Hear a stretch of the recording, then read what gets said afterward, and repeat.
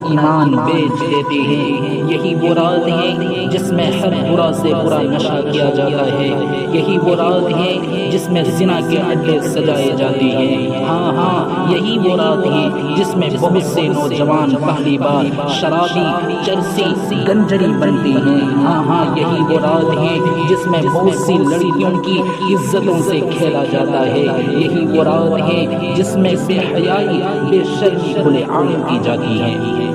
اتنا ہی نہیں بلکہ یہی وہ رات ہے جس میں ہر وہ گناہ کیا جاتا ہے جسے اسلام نے حرام قرار دیا ہے، لیکن افسوس ہے کہ آج بہت سے مسلمان اس رات کو نیا سال کا جشن مناتے ہیں اور حرام کام کرتے ہیں۔ مسلمانوں، یہ بد مذہبوں کی بنائی ہوئی سازش ہے کہ مسلمانوں کے دلوں سے ان کا ایمان چھین لیا جائے۔